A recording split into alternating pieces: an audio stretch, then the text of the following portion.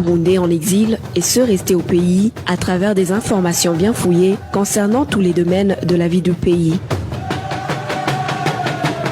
Le magazine Humura Burundi est diffusé sur le web via le site de la RPA www.rpa.bi. Humura Burundi.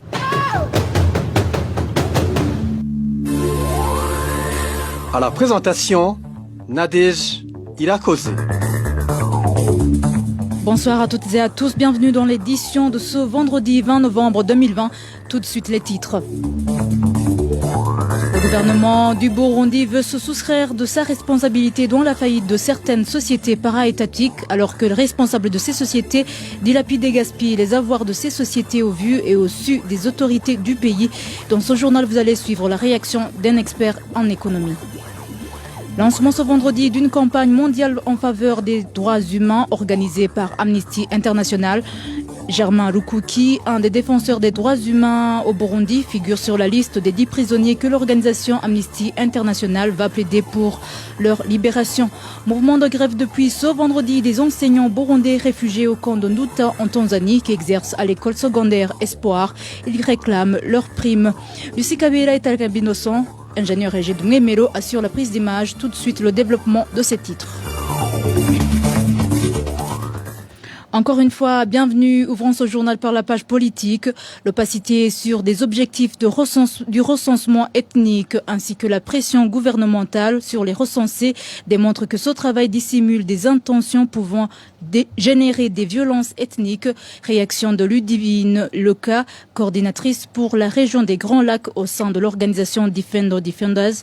Ludivine Leca souligne que ce fichage ethnique s'écarte des accords d'Arusha et la constitution du Burundi en vigueur. Ludivine Leca s'est entretenue avec Nyongabo Trésor. Le principal problème, c'est effectivement de générer des violences ethniques, de générer des divisions ethniques qui peuvent conduire à terme à des violences au sein du pays par rapport à l'historique du Burundi en termes de violences ethniques, de guerre civile qui ne remonte à pas si longtemps que cela. C'est une vraie préoccupation pour les organisations des droits humains et pour Defenders. Le recensement actuel, si on revient sur l'accord d'Arusha qui avait permis de mettre fin à la guerre civile et qui était l'un des piliers des équilibres politiques et ethniques pour le Burundi, il est vrai que les quotas ethniques concernant les institutions étatiques et les organes de sécurité notamment avaient été introduits par cet accord. Mais ça concernait principalement le Parlement, la police et l'armée, et donc pas l'ensemble des fonctionnaires. Donc pour beaucoup d'observateurs, d'organisations des droits humains, et y compris pour Defenders, ce recensement va à l'encontre de l'accord d'Arusha. Il est vrai que la Constitution également de 2018 avait remis en cause certains de ces aspects, mais encore une fois, les organisations des droits humains burundaises pointent du doigt que le fait qu'ils visent également des petits fonctionnaires ou de simples employés de sociétés publiques, et vous avez mentionné également le secteur privé, constitue finalement une violation de la Constitution actuelle, la Constitution de 2018. Ensuite, l'autre problème qu'on constate, c'est que ça remet en cause également la vie privée, la liberté syndicale. Certaines questions dans le recensement, effectivement, remettent en cause ces droits-là et sont problématiques pour nous. Et on relève également une violation des conventions de l'Organisation internationale du travail. Et je dirais que pour Defenders, ce qui est le plus inquiétant, c'est également l'opacité du processus, globalement, de recensement, et aussi l'opacité sur ces objectifs qui posent problème. Et à travers diverses réactions, on peut voir également s'inquiète la population et les organisations de droits humains. Et je dirais finalement que pour Defenders, compte tenu des violences ethniques qu'il y a eu par le passé au Burundi, des discours de haine proférés également ces dernières années qui sont très inquiétants, le fait qu'il y ait ce recensement est d'autant plus préoccupant pour Defenders, surtout la manière dont il est conduit et qui se focalise sur de caractères ethniques. C'est vrai qu'on ne comprend pas très bien comment est conduit ce recensement, qui vise, il y a aussi des conditions de remplir le recensement pour pouvoir recevoir son salaire. Donc tout ça serait bien entendu très problématique et aussi je pense qu'il y a un besoin de clarté sur la façon dont on conduit ce recensement et aussi sur ses objectifs. Ludivine Leca encourage les organisations des Nations Unies, les associations des défenseurs des droits humains et les médias à poursuivre leur travail de s'enquérir des exactions de discrimination ethnique de Gitega. Suivez encore une fois Ludivine Leca. Il est très important pour les organisations burundaises de droits humains de continuer leur travail de documentation des violations de droits humains, aux journalistes burundais de continuer à nous informer sur ces questions-là, sur le déroulé du recensement, sur les actions du gouvernement. C'est également très important que les différents organes des Nations Unies en charge des droits humains, mais également au niveau régional et continental, au niveau africain, se saisissent de ces questions. La Commission des droits humains a été renouvelée, elle doit continuer ses enquêtes. et s'attacher également à aborder ces questions-là de recensement, de discrimination et des actions à caractère ethnique menées par le gouvernement. C'était Ludivine Leca, coordinatrice pour la région des Grands Lacs au sein de l'organisation Defenders. Toujours en page politique, le gouvernement burundais, à travers son ministère des Affaires étrangères et de la coopération développement au Burundi, a notifié depuis ce 17 novembre 2020 la fermeture formelle et la liquidation du bureau de l'envoyé spécial des Nations Unies au Burundi à partir de ce 31 décembre 2020. Cette mesure apparaît dans une note verbale que le ministère des Affaires étrangères et de la coopération au développement de la République du Burundi a adressée au secrétaire général des Nations Unies, Antonio Guterres. Dans cette note, le gouvernement burundais fait savoir que l'ouverture du bureau de l'envoyé spécial de l'ONU au Burundi, consécutivement à la crise de 2015, n'a plus raison d'être vu que le Burundi a recouvré la paix. En page sécurité, découverte dans la matinée de ce vendredi d'un corps sans vie d'un homme à la 9e avenue de la colline Lusiga, au chef-lieu de la province Cibitoke. La victime aurait été tuée par étranglement. Des sources administratives indiquent que cet homme n'avait pas de pièce d'identité sur lui et ajoutent qu'il a été connu dans la localité sous le sobriquet de Sogea. Originaire de la commune Mugina de la même province, il était cultivateur. Les motifs de son assassinat restent inconnus. Toutefois, 3 personnes de cette localité ont été arrêtées pour des raisons d'enquête. Amnesty International, une organisation internationale qui promeut la défense des droits de l'homme, lance dès ce vendredi une campagne Right for Rights 2020, la plus grande campagne mondiale en faveur des droits humains. Rachel Nicholson, chercheuse sur le Burundi à Amnesty International, affirme que Germain Lukuki, défenseur des droits humains burundais, a été sélectionné parmi les 10 cas choisis cette année.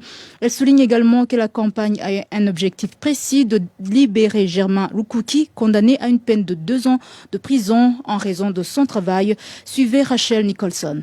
Aujourd'hui, Amnesty International a lancé la campagne mondiale qui s'appelle Right for Rights, ou en français, Écrire pour les droits. C'est notre campagne la plus grande de l'année et en fait c'est la campagne en faveur des droits humains la plus grande dans le monde entier. Chaque année, nous choisissons 10 cas emblématiques où on appelle au gouvernement à remédier des injustices contre des personnes détenues ou persécutées dans d'autres façons. Nous avons choisi le cas de Germain Lukuki comme un cas d'une très grande importance, comme un cas emblématique des injustices qui sont souffert par la société civile burundaise. Il est en train de purger une peine de 32 ans seulement pour son travail des droits humains. Donc, nous demandons aux activistes, à tout le monde, de prendre des actions pour arriver à sa libération.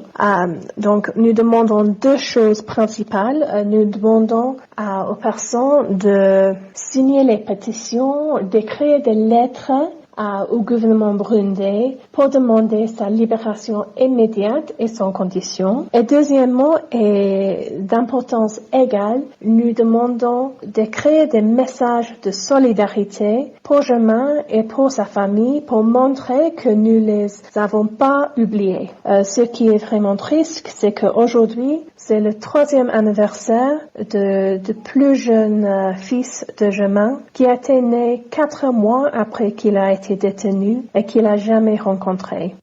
C'était Rachel Nicholson, chercheuse sur le Burundi à Amnesty International. Toujours en page droits de l'homme, une personne de sexe masculin est incarcérée au cachot de la commune Mabanda en province Makamba. Les sources sur place indiquent qu'elle est détenue dans des conditions inhumaines car ses bras et ses jambes sont ligotés. Également, cette personne n'est pas autorisée ni à sortir ni à recevoir de la nourriture. Selon nos sources à Mabanda, cet homme a été emmené ce jeudi en provenance de la Tanzanie. Il serait un réfugié politique. Nous n'avons pas pu joindre les administratifs ainsi que les forces de l'ordre de la commune Mabanda pour nous donner des éclaircissements. Dans un instant, la page gouvernance.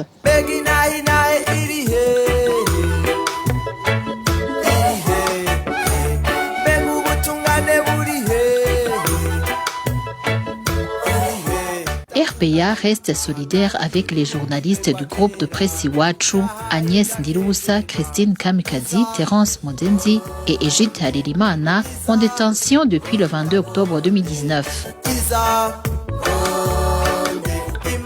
Ils ne sont victimes que de leur métier de journaliste.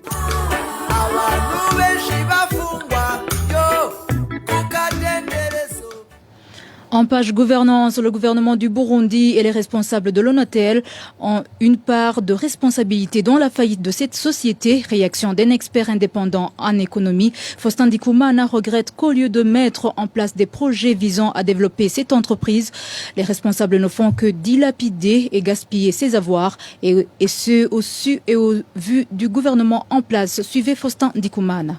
Bon, l'ONATEL opère dans un secteur où la concurrence est atroce. Le secteur de la télécommunication maintenant contribue grandement au produit intérieur brut. Ça veut dire qu'il y a beaucoup d'entreprises qui sont là. Donc il faut un leadership et qui s'adapte à la situation de concurrence, qui sait anticiper, introduire des produits innovants pour que quand même ils continuent à opérer dans le secteur de façon concurrentielle pour étendre sa part du marché. Deuxièmement, malheureusement, ces entreprises continuent à grossir des fois les charges de fonctionnement. Personnel pléthorique, surfacturation dans les marchés publics, approvisionnement des équipements défectueux ou des équipements non conformes par exemple, et le détournement des fonds de l'entreprise, et la direction qui continue des fois, les membres qui donnent des primes ou des missions intempestives.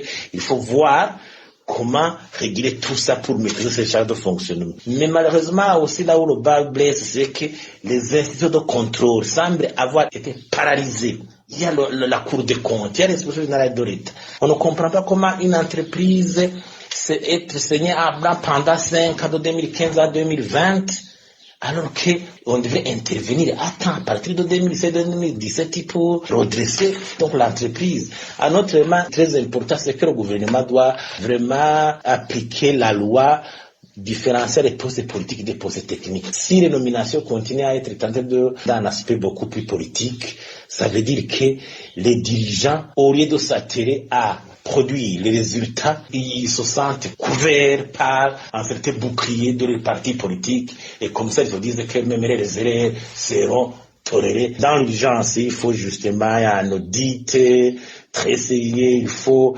que les entités de contrôle interviennent pour établir les responsabilités, voir comment l'entreprise a été mal gérée, dans quelle situation elle se trouve aujourd'hui. Et puis il faut un plan de sauvetage. Faustin Ndikumana a réagi après les mises en garde émises par le Premier ministre Alain-Guillaume Bunyoni à l'endroit du personnel et des responsables de cette entreprise. C'était lors d'une visite qu'il a effectuée ce jeudi. Toutefois, dans ces menaces contre les sociétés para-étatiques en rapport avec leur gestion, le Premier ministre Alain-Guillaume Bunyoni joue le malin, car tous les indicateurs montrent clairement que son régime est au cœur des malversations et des pratiques de mauvaise gestion des dites sociétés. Le commentaire de la rédaction avec Onésime de chez Maguidze. Dans sa dernière descente au sein des entreprises para-étatiques, Alain-Guillaume Bunyoni se fait passer pour le chantre de la bonne gestion et de la gouvernance. Il ne cesse de vociférer des menaces à l'endroit des gestionnaires de ces entreprises en condamnant haut et fort le faible rendement et la masse salariale sans cesse croissante de ces entreprises. Alain-Guillaume Bunyoni et son régime devraient se mettre devant un miroir pour une autocritique sincère comme étant responsable du faible rendement des entreprises para-étatiques. Son parti de règles ne cesse d'exiger des contributions à ces entreprises. Pour ne pas perdre leur poste et rester sympathiques aux yeux du maître, les gestionnaires des entreprises s'exécutent sans rechigne. De plus, son gouvernement est le plus endetté auprès des entreprises et ne cesse de se comporter comme un mauvais payeur auprès des entreprises telles que la Régie des eaux et l'ONATEL, pour ne citer que cela. Ayant été membre des gouvernements successifs, Alain-Guillaume Bunyoni n'a jamais levé le droit pour dénoncer les récompenses fantaisistes en termes de millions de francs burundais à l'endroit de certaines personnalités. La dernière récompense en date est celle octroyée par la Régie des eaux à Denise Buchumi, alors première dame. Par ailleurs, il ne peut pas se dédouaner que lui et certains gestionnaires des entreprises de l'État se sont rendus coupables de détournement et de malversation des deniers publics, mais n'ont jamais été inquiétés. Par contre, ce sont les syndicalistes qui ont été emprisonnés ou virer à l'instar de celui de l'autorité de l'aviation civile les membres de la société civile qui ont été persécutés ou tués, tels Ernest Manilumva, et des radios fermées et incendiées, tous pour avoir dénoncé des détournements et de malversations de la chose publique. Quant à la masse salariale sans cesse croissante, Alain Guillaume Bunyoni ne peut pas oublier que son régime a depuis 2005 placé le favoritisme et le militantisme au-dessus de la compétence, d'où le pléthore qui s'observe dans presque toutes les entreprises publiques. Et dans pareille situation, la masse salariale devient supérieure au chiffre d'affaires, ce qui conduit indubitablement à la faillite qui risque de devenir la manne richisme du parti de l'Aigre qui vont sauter sur cette occasion pour privatiser ces entreprises et les acheter à vil prix. Merci Onésime Douchima Guidé. En page santé, contradiction dans les différents rapports du ministère de la Santé publique et de la lutte contre le sida. En ce qui concerne la lutte contre la pandémie de la Covid-19 au Burundi, ceci transparaît surtout dans les propos tenus récemment par le ministre de tutelle. Le point avec Walter Kwizera. Selon deux rapports du ministère de la Santé publique publiés les 15 et 17 novembre de cette année, tout confirme que le chemin est encore long dans la lutte contre la Covid-19 au Burundi. Pourtant, le ministre de la Santé publique, Tadei Ndikumana, ne cesse de laisser entendre que la situation est sous contrôle si pas maîtrisée. Au moment où, dans le rapport que son ministère a sorti le 15, le gouvernement reconnaissait être confronté au manque du personnel soignant qualifié, de réactifs, mais également d'infrastructures sanitaires et ce faute de moyens. Dans celui du 17, le même ministère promet de doter de chaque commune de tous les équipements nécessaires pouvant permettre de lutter efficacement contre la Covid-19. Le docteur Tadei Ndikumana a également fait savoir que, prochainement, le ministère déployera un médecin dans chaque commune et que des équipements de dépistage et de suivi des personnes testées positives à la Covid-19 seront distribués sur tout le territoire. Un autre effet inquiétant relevé concerne la mise à jour des cas confirmés. D'une part, le ministère de la Santé et de la lutte contre le sida se contente de confirmer l'existence des personnes testées positives à la Covid-19 au niveau des frontières. D'autre part, ces cas n'apparaissent nulle part dans le rapport produit par le même ministère. Merci Walter Kwizera. En page société, les ponts se trouvant sur les différentes rues nationales du pays sont actuellement dans un état inquiétant. En cette saison pluvieuse, la plupart de ces ponts risquent de causer des accidents. La population déplore l'inaction des autorités face à la détérioration plutôt progressive de ces ponts. Aujourd'hui, la rédaction de la RPA vous parlera de l'état des lieux du pont de la route nationale numéro 9 se trouvant en province Ouanza. Les détails avec Hervé Niouhile. Ce pont de la rivière Gikoma se trouve sur la LR9 et relie la province d'Ouanza à la mairie de Bujumbura. Ce pont relie également le quartier Tcharama de la zone Kinama à la zone Rubirizi de la commune Mutimbuzi. Depuis l'année passée, les berges de la rivière Gikoma et les poutres qui soutiennent ce pont ont commencé à se ficeler petit à petit. Dimanche dernier, le 15 novembre, les ondes de pluie ont causé beaucoup de dommages sur ce pont qui facilite le passage des véhicules de transport des biens et des personnes sans oublier les piétons. Pour le moment, les usagers de la LR9 ne cachent pas leur inquiétude face à une destruction soudaine de cette infrastructure, surtout qu'il pleut souvent ces derniers jours. Ils demandent aux autorités habilitées de réhabiliter rapidement ce pont avant que le pire n'arrive. Merci Hervé Niouhile. Les prix des matériaux de construction sont devenus exorbitants dans une période d'une année en province Ngozi. Un vrai défi pour les personnes qui projettent de construire des maisons. Les détails avec Emmanuel Ndaishimiye. Certains habitants de la province Ngozi s'inquiètent de la hausse des prix des matériaux de construction. Beaucoup d'entre eux ne sont plus à mesure de construire leurs maisons, comme le témoigne notre source. Les briques cuites qui s'achetaient à 27 francs la pièce s'achètent aujourd'hui à 35 francs la pièce. Une porte métallique qui s'achetait entre 50 000 et 200 000 francs, son prix varie aujourd'hui entre 250 et 300 000 francs. Une benne de sable qui s'achetait à 50 000 francs, aujourd'hui coûte 60 000 francs, tandis qu'une benne de gravier qui s'achetait à 60 000 francs coûte actuellement 70 000 francs. 1 kg de clous pour tôle qui s'achetait à 4 300 francs coûte aujourd'hui 5 000. 1 kg de clous simples qui s'achetait à 3 700 francs coûte actuellement 4 500 francs. Certains de ces habitants ont abandonné les projets de construire. Cet habitat souligne que les moyens financiers manquent cruellement. Si nous analysons les conditions de vie et la dévaluation de la monnaie, nous voyons que la majorité de Burundais n'ont pas de revenus et vivent dans l'incertitude. Ces habitants d'Ongozi demandent au gouvernement de surveiller les prix des matériaux de construction produits localement et de faciliter l'importation des matériaux de construction afin qu'ils soient accessibles à un faible coût. À présent, page réfugiés, le HCR tranquillise les femmes et les filles réfugiées au camp de Lusenda en République démocratique du Congo qui viennent de passer plus de 4 mois sans être approvisionnées en serviettes hygiéniques. Jonas Van Gemund, agent principal chargé des relations extérieures au bureau de représentation régionale du HCR à Kinshasa, a indiqué que la distribution de ces kits de dignité aura lieu avant la fin de ce mois de novembre. Cet agent du HCR explique le retard observé dans la distribution de ces kits par l'impraticabilité des routes et ponts desservant le réseau du Sud Kivu dû aux récentes inondations qui ont frappé cette région. Ces femmes et filles burundaises réfugiées au camp de Lusenda vont enfin pouvoir souffler car à défaut de ces serviettes hygiéniques, elles s'étaient rabattues au tissu inapproprié, exposant ainsi à diverses maladies.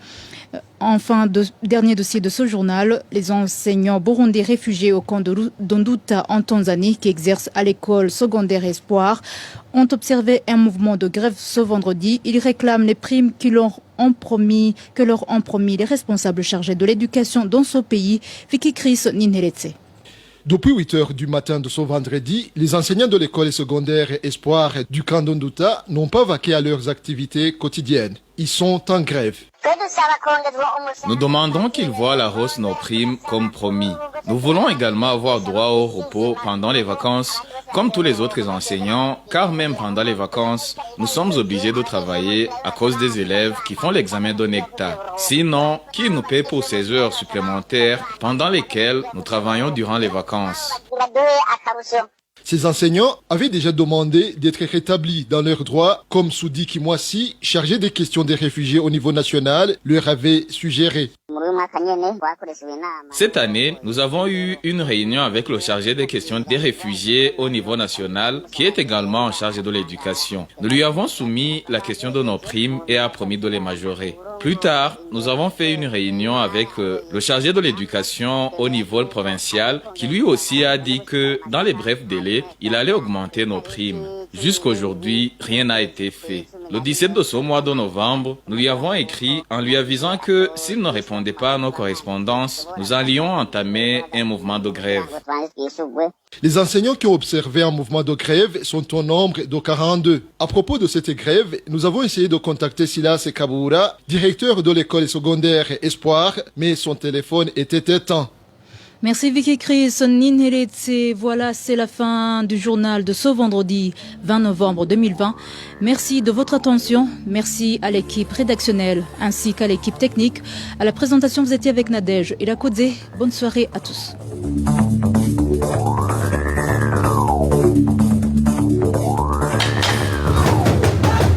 C'était le magazine Humura Burundi. Un magazine comprend pour relier les Burundais en exil et ceux toujours au pays à travers une information de qualité.